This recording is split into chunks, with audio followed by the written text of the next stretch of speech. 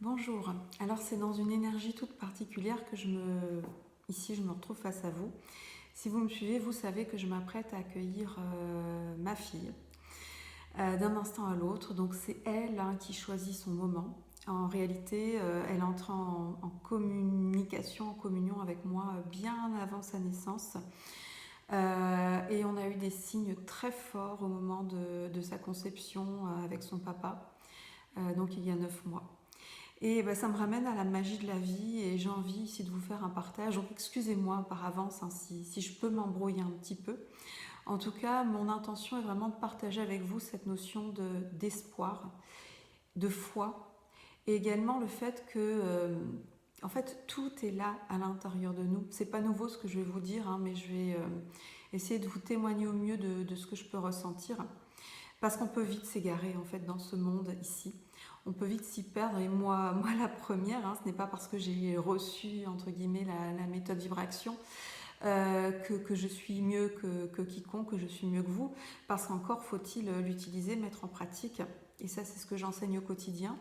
Néanmoins, je vais vous dire que ces 9 derniers mois, j'ai été beaucoup chahutée parce que grand raz-de-marée évidemment que l'arrivée d'un bébé. En fait, au niveau émotionnel, parce que c'est pas juste l'arrivée d'un bébé, ça a été la rencontre avec son papa. Et donc ça va ici encore me donner de l'émotion parce que ma flamme jumelle en fait. C'est-à-dire que là, je pensais pas partir dans cette direction-là, mais je vais vous partager des choses un peu voilà de moi, de ma vie. Et vraiment avec cette idée d'avoir espoir et foi que finalement, même quand on rencontre des difficultés, des blocages, c'est pas pour nous bloquer, c'est pas pour nous enfoncer, parce que la vie, elle ne veut que notre bien. Elle veut que nous soyons pleinement nous-mêmes, que nous soyons heureux, que nous puissions prendre notre place, que nous puissions retrouver ce que j'appelle notre vibration originelle, qui nous sommes profondément. Donc, du coup, je pensais pas que ça prendrait cette tournure-là, mais je vais vous partager un peu de mon histoire, que vous compreniez que en fait, on est dans le tout est possible, mais à condition de ne plus aller remettre notre pouvoir à l'extérieur de nous, mais bien à l'intérieur de nous. De faire cette démarche pour devenir maître de notre vie, reprendre les rênes de notre vie, mais ça se passe à l'intérieur de nous.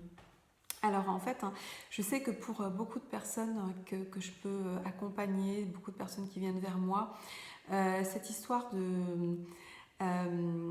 d'être de couple, voilà, excusez-moi si je perds mes mots, voilà, je suis dans une énergie très particulière. Ce couple, ce lien à l'autre est quelque chose de très important.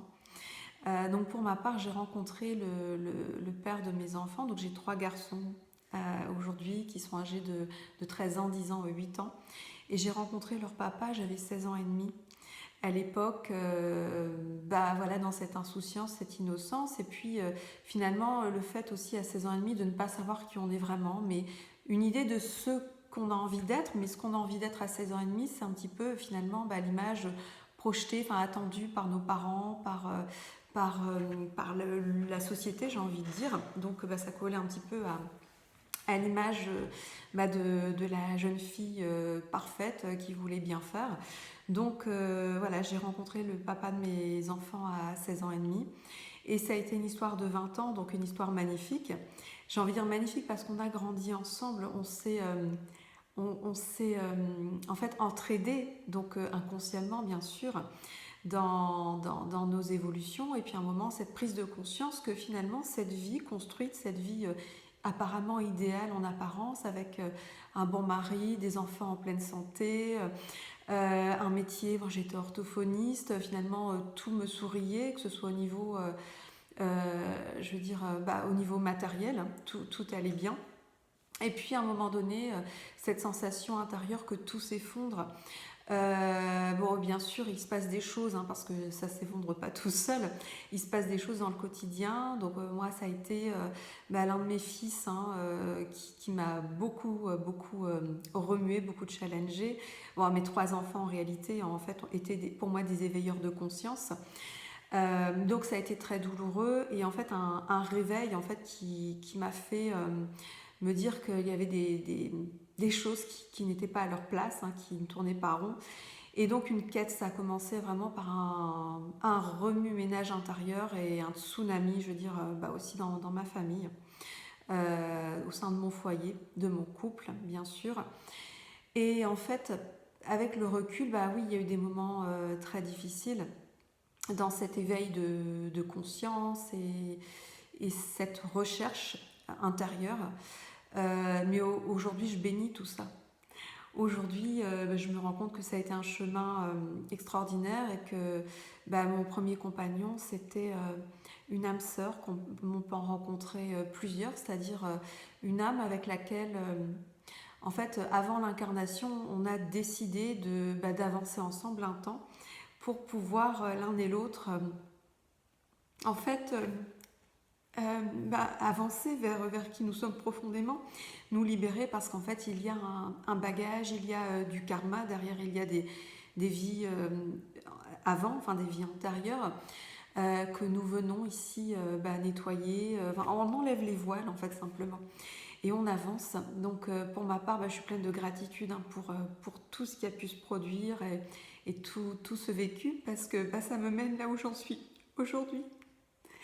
Ça me mène là, ça m'a amené à lâcher énormément de choses, à me sentir parfois dans le vide, dans le vide, c'est-à-dire le fait d'être totalement perdu.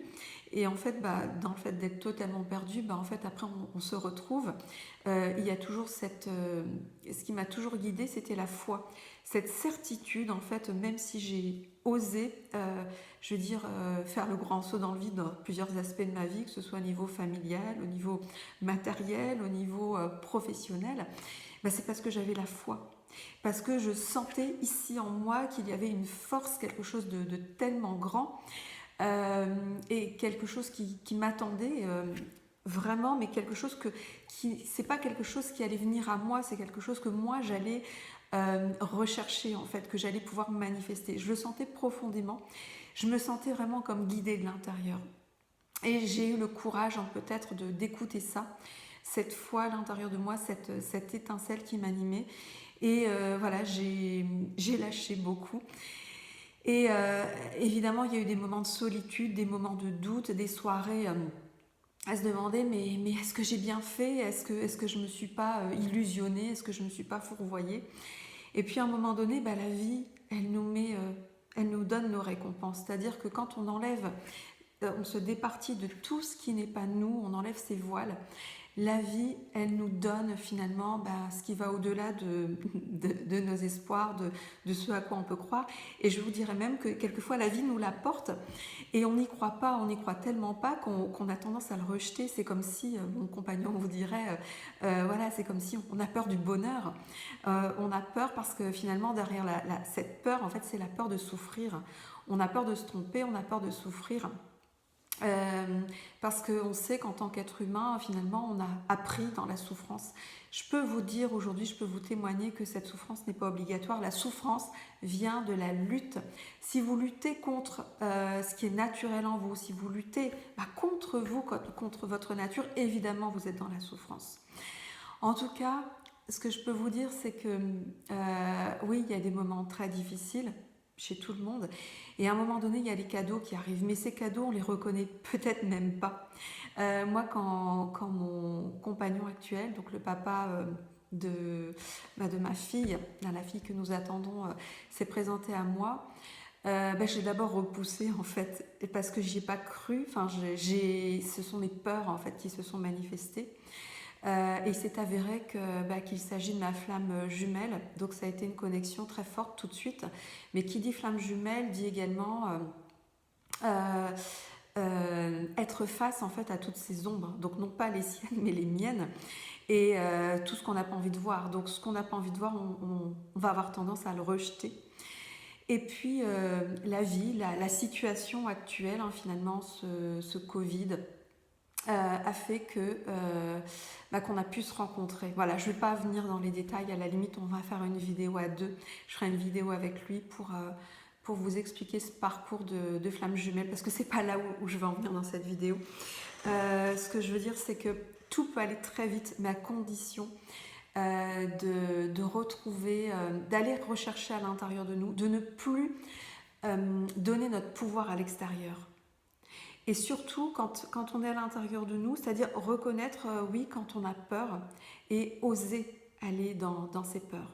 Le message en fait que je veux vous transmettre, hein, j'espère ne pas partir dans tous les sens, je ne sais même pas si je posterai cette vidéo, mais c'est la foi de ce que vous ressentez à l'intérieur de vous, c'est-à-dire que vous êtes tous, nous sommes tous guidés, et ce qui nous aide à tenir, c'est la foi. C'est cette force, c'est une force, hein. La foi c'est une force, c'est cette certitude qu'il y a ici quelque chose qui nous guide, mais de l'intérieur. Bien sûr, ce qu'on va observer à l'extérieur, ce sont comme des miroirs en fait de ce qu'on porte en nous. En fait,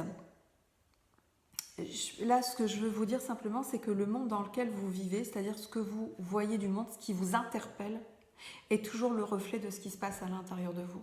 Alors si vous trouvez le monde dur, si vous n'avez pas envie d'y rester, si vous êtes dans le jugement de ce qui se passe autour de vous, des autres, voilà, arrêtez en fait de focaliser votre attention sur l'extérieur. Voilà, c'est ça que je veux vous dire. Arrêtez de focaliser votre attention vers l'extérieur, mais portez votre attention à l'intérieur de vous-même. Ressentez ce que ça vient éveiller et enlevez les couches, enlevez les voiles. Là, j'ai une personne, en fait, vous savez, c'est même pas une question d'argent, je m'en suis rendu compte, parce qu'aujourd'hui, j'ai vraiment œuvré très fort, en fait, pour que mes formations, mes contenus soient accessibles au plus grand nombre, donc pour aller jusqu'à la gratuité. Donc, c'est pas une question d'argent.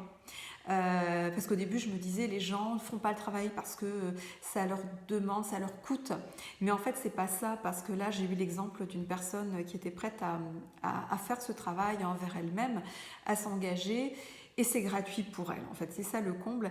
Et finalement donc sa première impulsion c'était de dire oui, bah c'est cadeau de l'univers, j'y vais, enfin son cœur lui disait un grand oui.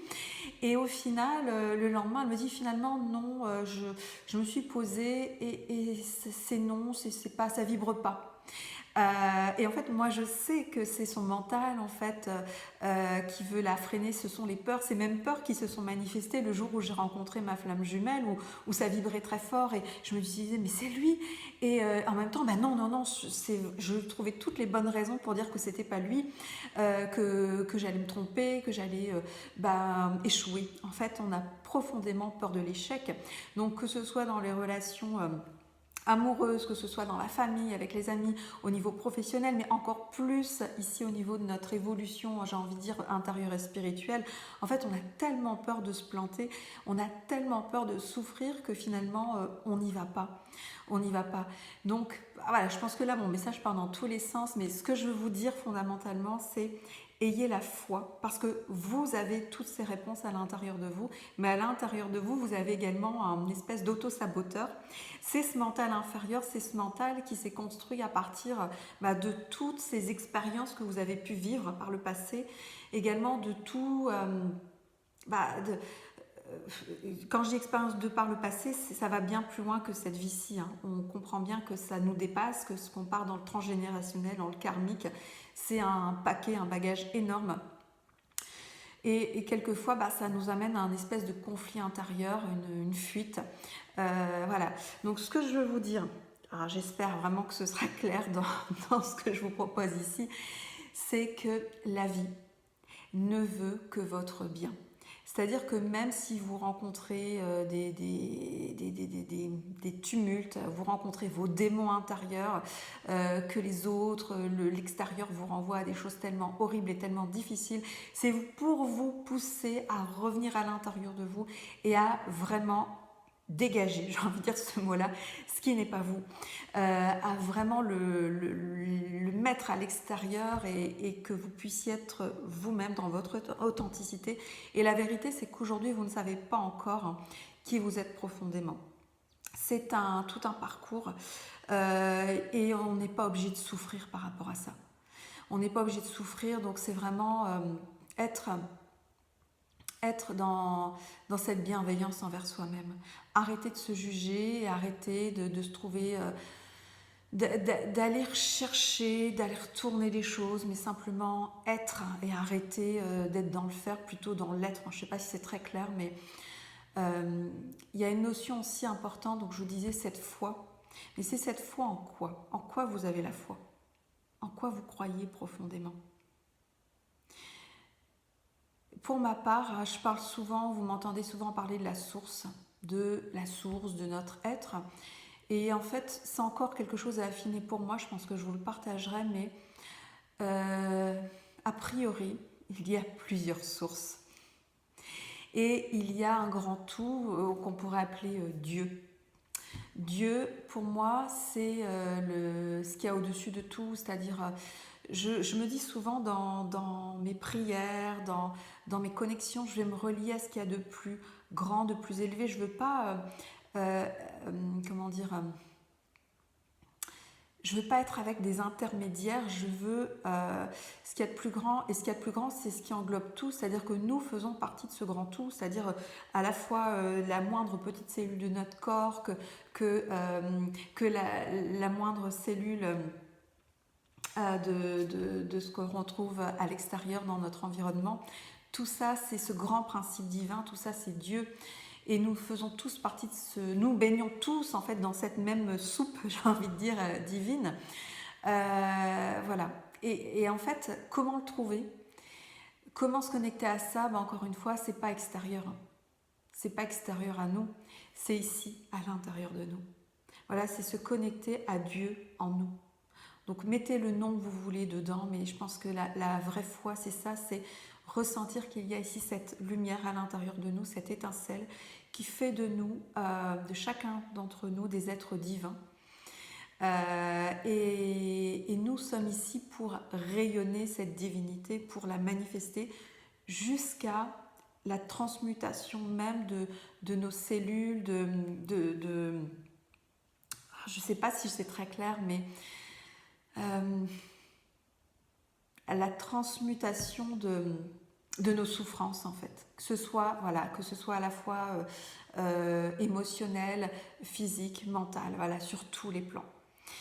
Donc c'est un message d'espoir que je vous donne ici, de foi, de confiance, peu importe où vous en êtes, et j'ai envie de dire au-delà des mots. J'aime bien Krishnamurti, hein, qui est un penseur et qui donnait des... Oh, de toute façon, je perds mes mots aujourd'hui. Des séances publiques, en fait, hein, et qui ont été retranscrites au travers des livres. Et il disait que, en gros, hein, que l'important n'est pas tellement les mots que j'emploie, mais l'intention que je mets derrière et surtout ce que vous en ressentez. Voilà, donc je vous invite à être plutôt dans le ressenti plutôt que dans la compréhension des mots, surtout que je pense que là, ce que j'ai voulu vous partager au niveau des mots, c'est un petit peu décousu, un petit peu désordonné par rapport à mon habitude. Mais voyez plutôt l'intention qui est là derrière. C'est une intention voilà, de vous transmettre en ces temps un message de confiance, d'espoir. Et sachez que j'ai tellement envie de... déjà pour nos enfants, pour j'ai envie de dire pour cette planète Terre, mais en fait ça va au-delà, pour l'ensemble de la création. En fait, j'ai tellement envie, mais comme vous tous, d'unité, d'amour, de paix, de fraternité, mais dans le vrai sens du terme. Et je pense que si on est tous avec cette volonté de rayonner, de prendre nos responsabilités, en fait, on va y arriver. Voilà, on va tous co-créer vraiment ce qu'on a envie de voir ici sur cette terre qui peut être merveilleuse et magnifique. En tout cas, moi, c'est pleine de foi, de confiance par rapport à l'avenir que j'accueille la vie aujourd'hui ou demain ou ces jours prochains. Je n'ai aucune peur par rapport à ça. En tout cas, dès qu'une peur arrive, je la conscientise et je la libère. Voilà.